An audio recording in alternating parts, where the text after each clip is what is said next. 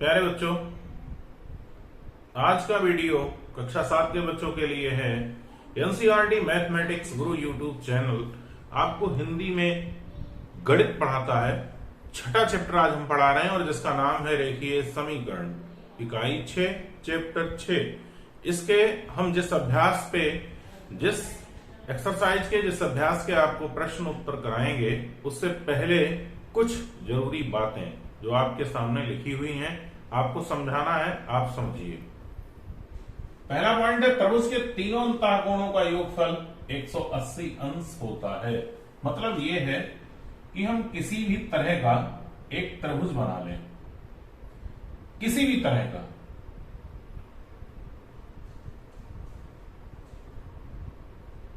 और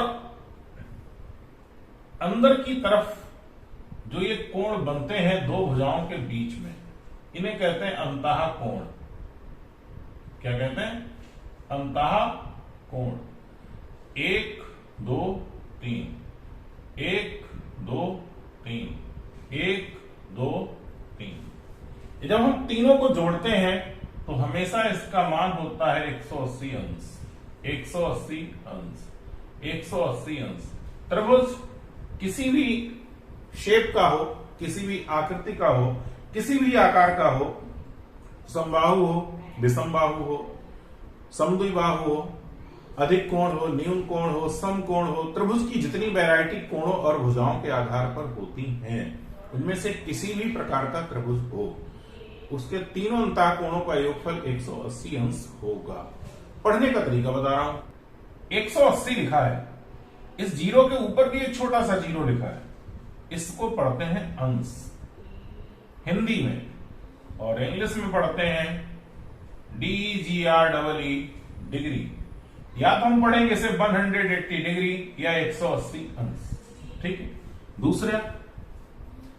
दूसरी बात जो आपको समझाना है, दो कोटि पूरक कोणों का योगफल 90 अंश होता है। कोई भी दो कोण कोटि पूरक तभी होंगे जब उन दोनों का योगफल 90 अंश होगा। और तीसरी बात, कोई किन्हीं दो संपूरक कोणों का योगफल 180 अंश होता है। इट मीन्स यदि मैं दो कोणों को जोड़ूं और उनका योगफल 180 अंश हो जाए तो हम कहेंगे कि वो दोनों आपस में एक दूसरे के संपूरक हैं। ठीक। अभ्यास 6E और किताब का पृष्ठ संख्या 156 आपके सामने लिखा है। प्रश्न में यह कह रहा है कि एक समकोण त्रिभुज में दो न्यून कोणों का अनुपात 7:11 है। कोण होंगे 3। एक समकोण है तो 90 अंश का होगा। समकोण त्रिभुज की जब बात होगी तो समकोण त्रिभुज कोणों के आधार पर जब हम त्रिभुज बनाते हैं तो समकोण त्रिभुज का मतलब यही है कि जिसका एक कोण 90 अंश का हो। योग 180 अंश होता है। 90 तो निकल गए क्योंकि समकोण है। अब बचे कितने? 90। तो दो हैं, 90 में जब दो बनेंगे तो दोनों न्यून होंगे, उनका अनुपात दिया है। समकोण त्रिभुज आपके सामने बना है, एक कोण 90 अंश का है, इसे मैंने कोण समकोण है ही। जो दो न्यून कोणों की बात हो रही है, इसे कोण 1 मान लेते हैं और इसे कोण 2 मान लेते हैं। ठीक। इन दो कोणों का अनुपात दिया है 7:11। सबसे पहले दिया है, क्या दिया है हमें? समकोण त्रिभुज। ये चीज जरूर लिखना है आपको। समकोण त्रिभुज में न्यून कोण। जब समकोण त्रिभुज की बात आएगी तो दो बचे हुए कोण न्यून कोण हो ही जाएंगे और उनका अनुपात आपको दिया है। न्यून कोण का अनुपात है 7:11। माना, चित्र के अनुसार हम मानेंगे कोण 1 व कोण 2 दोनों न्यून कोण हैं। ये बात मैंने मान ली कि ये जो दोनों कोण हैं वो न्यून कोण हैं। तो कोण 1 अनुपात कोण 2 बराबर 7:11। कोण 1 बराबर 7x, कोण 2 बराबर 11x। यहां पे आप समझें, 7:11 दिया था, 1 और 2 मैंने मान लिया था, अनुपात का निशान यहां भी है, यहां भी है। जैसे ही मैंने 1 को अलग किया, 7 लिखना चाहिए लेकिन लिखा 7x। ऐसा क्यों? जब हम समानुपात का निशान हटाते हैं तो वहां पर एक कांस्टेंट, कोई एक अक्षर लिख देते हैं। वो अक्षर हल होके जब मान निकलता है तो उसी से तय होता है कि ये 7 नहीं, 7 की जगह कुछ और लिखा होगा, 11 की जगह मान कुछ और होगा। लेकिन जैसे अगर 2 से गुणा करके देखें, x का मान 2 हो तो 7 दूनी 14, 11 दूनी 22 हो सकता है 14/22 हो सकता है 21/33 हो। इस तरीके की कंडीशन पैदा होगी। तो जब अनुपात का निशान हटाते हैं तो एक अक्षर लिखते हैं, ठीक है। ये बात आप गांठ में बांध दें कि जब अनुपात का निशान हटेगा तो एक अक्षर लिखा जाएगा, ठीक। ये सब चीज आपको दी थी, वहां से मैंने हल किया। अब हम जानते हैं, आपको एक बात पता है तो सबसे पहले लिखाई थी अभ्यास शुरू करने से पहले। क्या आप जानते हैं त्रिभुज में समकोण त्रिभुज में 90 प्लस कोण 1 प्लस कोण 2 बराबर 180।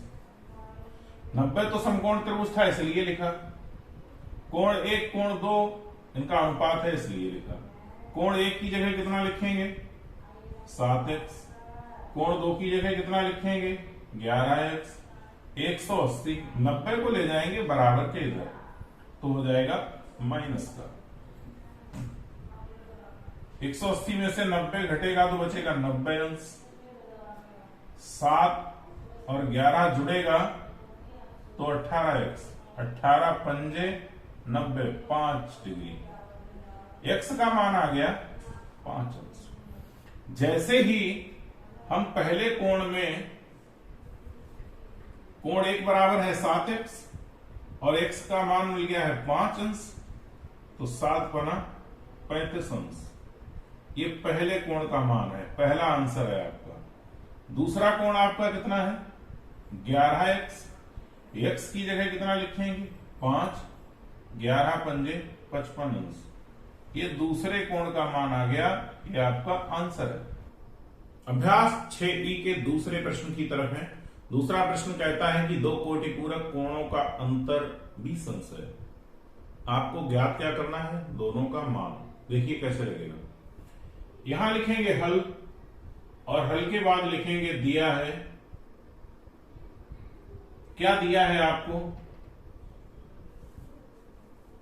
कोटिपूरक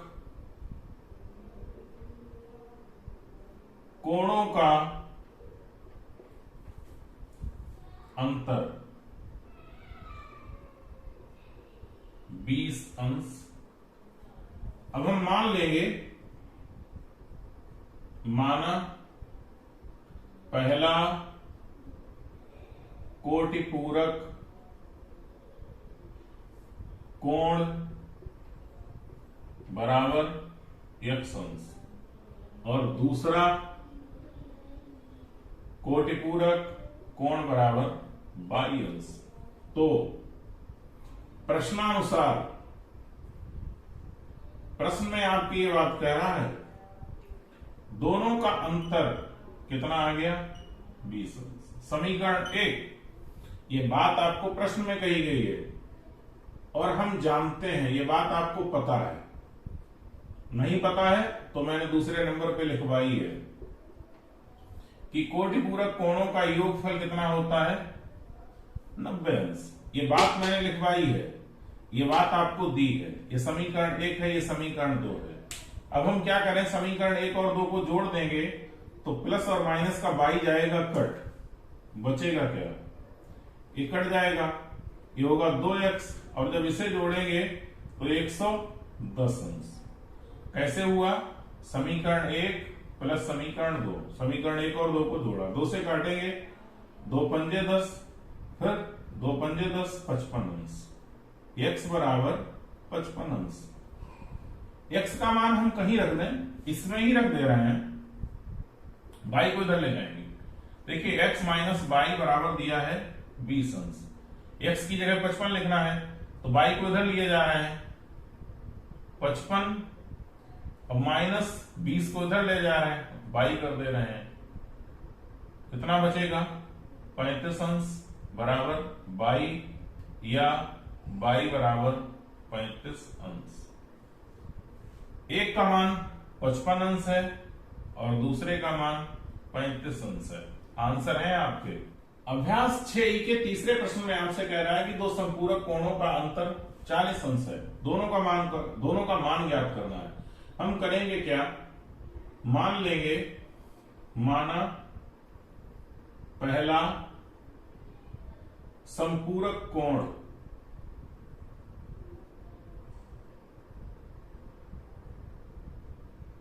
x और दूसरा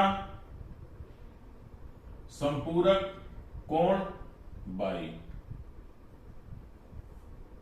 प्रश्नानुसार यह बात आपके प्रश्न में दी है क्या,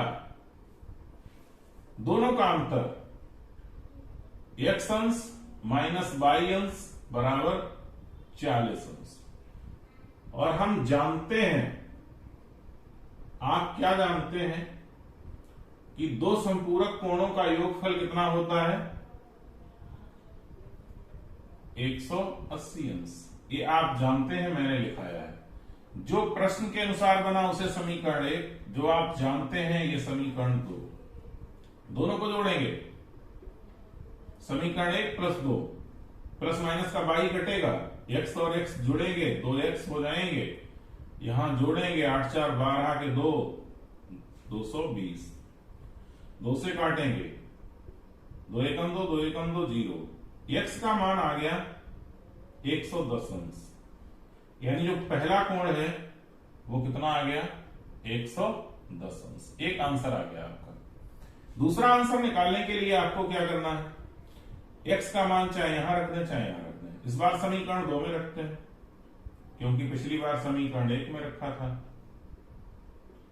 x की जगह कितना लिखेंगे 110 प्लस बाई बराबर 180 अंश, बाई बराबर 180 माइनस 110, घटेगा तो कितना बचेगा बेटा 70।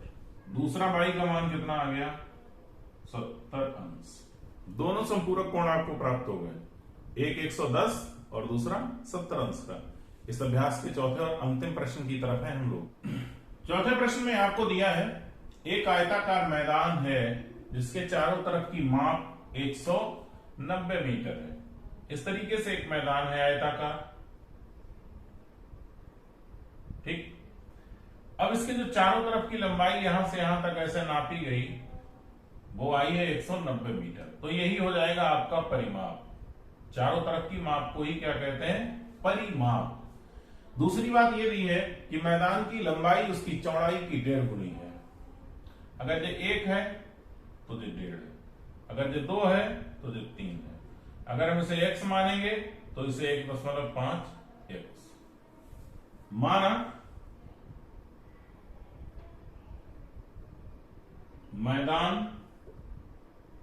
की चौड़ाई, छोटी चीज को पहले मान लेंगे क्योंकि बड़ी तो मिल जाएगी ना x मीटर। तो प्रश्नानुसार लंबाई, ये बात प्रश्न में कह रहा है कि लंबाई चौड़ाई की 1.5 गुनी है, ठीक। आपको ज्ञात क्या करना है, लंबाई और चौड़ाई ज्ञात करना है। तो अब हम इन दोनों को, परिमाप बराबर होता क्या है 2 लंबाई प्लस चौड़ाई। ये चीज आयत का परिमाप है, सूत्र है ये चीज आपको दी है 190, 2 ऐसे ही लिखेंगे। लंबाई को लिखेंगे 1.5x और इसे लिखेंगे x। 2 से पहले तो इसे काट देंगे क्योंकि ये बटे में जाएगा। तो 2 नेम 18, 1 2 पंजे 10, 95 आ गया। अब हम इसे जोड़ेंगे बेटा, तो 1x और 1.5x कितना होगा भाई, 1.5 का 1.5 होता है ना, 2.5x। x का मान 95 बटे 2.5, भाग कर दें भाई इसे, यहां से एक जीरो, दशमलव बढ़ाएंगे, जीरो बढ़ाएंगे।